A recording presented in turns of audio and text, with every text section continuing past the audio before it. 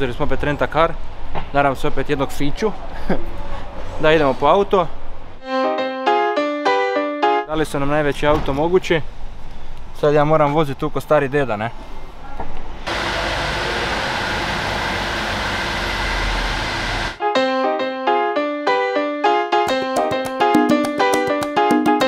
Skoro sam ostao bez drona, znači dignem ga tu di su ove špilje, samo odjedanput crveno sve obavijesti do cenzora i pogledam gore ogromna ptičurina oko drona i odmah spušta i sprema i sve, znači nisam nikad bio ovak blizu da mi ptica sruši dron.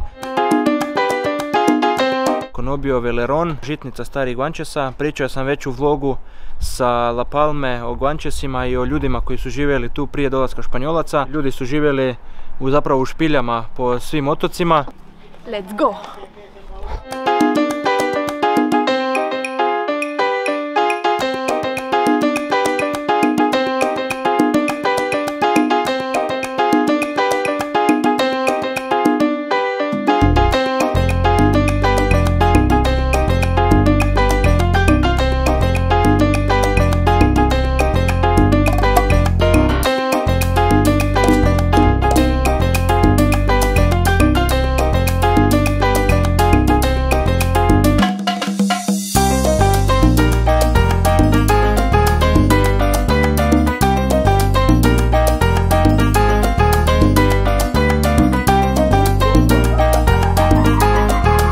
Koliko si platio za 2 komadića torte?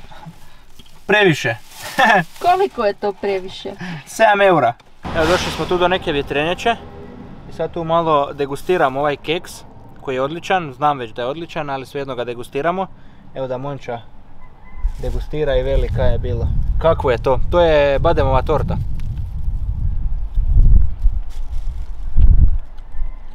Mucho gusto. Dobro.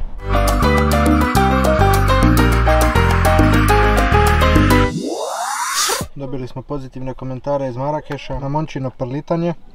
Pa evo, perlita se i na Gran Canariji. Odveo sam Monču u Kaktus Park u kojem smo bili kad je Ema bila tu. I oni mali pačići koji su onda bili na snimkama, sad su zrasli, ogromni su. I Monča je naravno vidjela kornjaču. Monča je veliki fan kornjači jer ima kornjaču doma. Svagdje gdje dođe naslikava kornjače, tako da evo došli smo znači u Kaktus Park.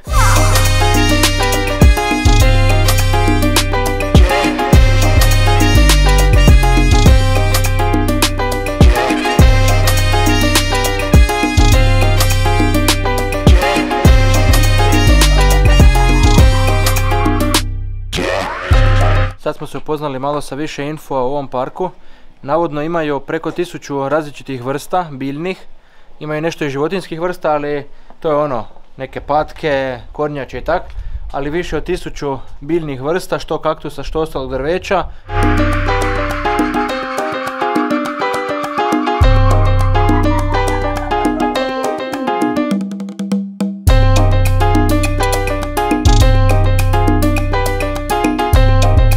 Put nas je odveo dalje, idemo na Pico de las Nieves, idemo da Monča vidi najviši vrh. Iza nas se gore vidi Roque Nublo na koji idemo sutra, na koji ćemo u nastavku ovog videa planinariti.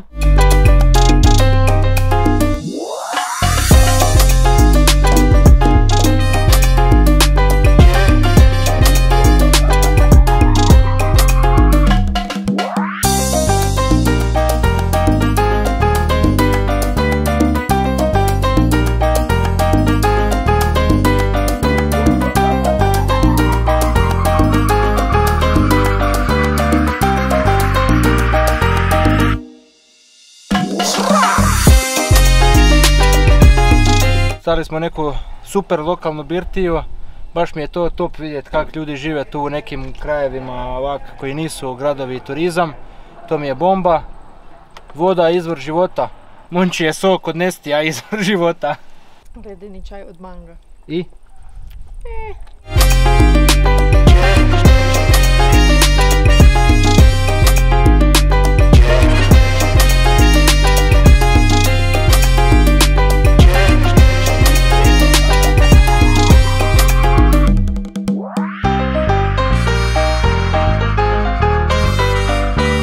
Prošli put kad smo bili u Tehedi, jeli smo izvrsnu hranu u jednom lokalnom restoranu. Idemo maznuti desert.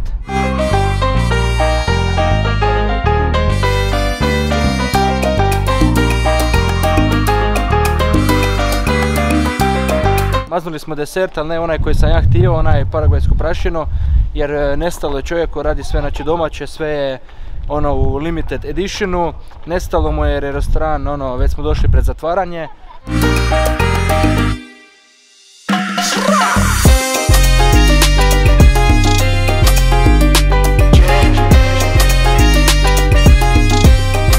Evo nas, osvojili smo vrh po drugi puta. Nije problem jer smo došli s autom i zadnjih 10 metara smo samo morali prošetati, ali osvojili smo vrh. Pico de las Nieves, najviši vrh Gran Canarije.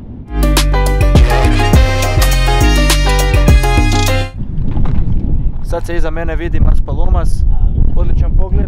Došlo je do promjene, stjeran sam sa vozačkog mjesta, Monča preuzima kormilo. Continue on GC 131 for 800 meters.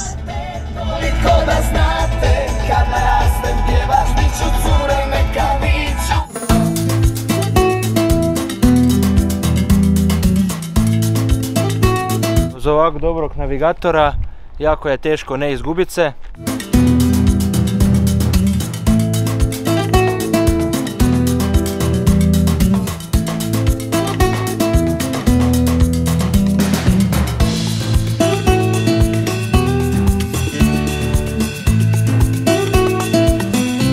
Opet smo imali sreće, nema nikog, znači došli smo u fino pravom trenutku, treba doći samo rano ujutro i onda je super.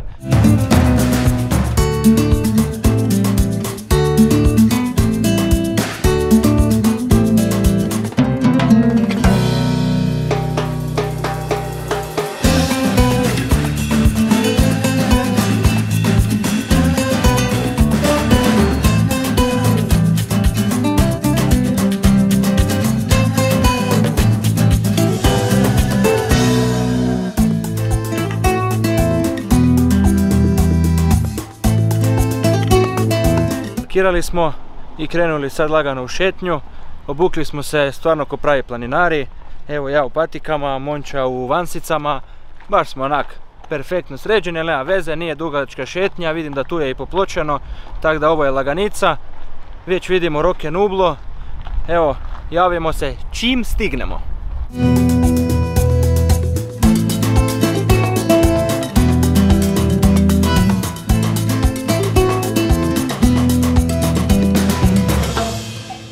Onaj popločeni put je završio, sad hodamo samo po prašini i kamenju.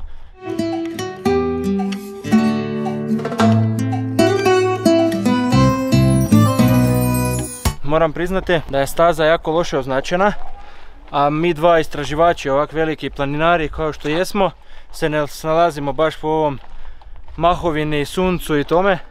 Nama bi trebalo onak nacrtati doslovno, tako da loše označeno.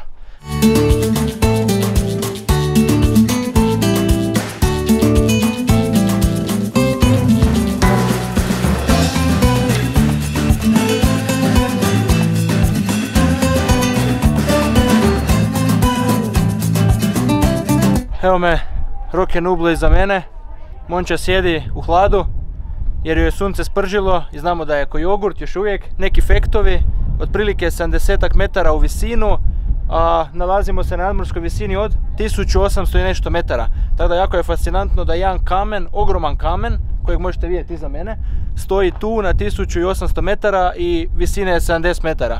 Tako da to je vulkanski kamen. Roque Nublo je jedna od najvećih znamenitosti na Gran Canariji.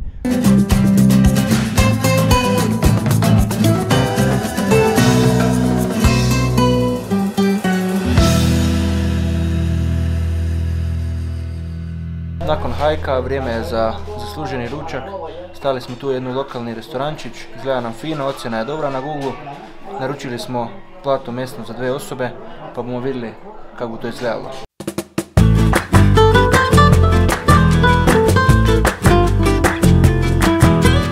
Naručiš mesnu platu i odmah lik iza tebe ispeče to fino roštilj, odmah tu sve gledaš, nema usluga prava.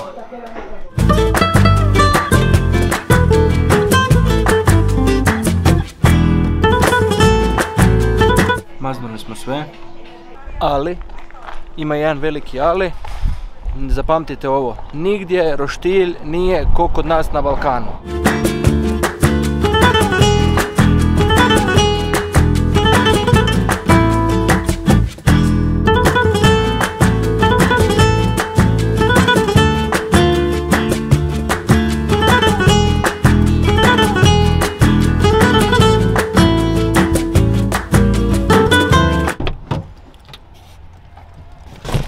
Vrijeme je za spremanje opreme, gotovi smo. Super par dana. Monči sam pokazao sve najbitnije, pogledao sam ja neke najbitnije kaj još nisam vidio. I sad smo spremni za odlazak nazad u Las Palmas. Završili smo sa svime, toliko od ovog vloga. Stavite like, share i subscribe ako vam se svidio vlog i vidimo se u sljedećem. Peace!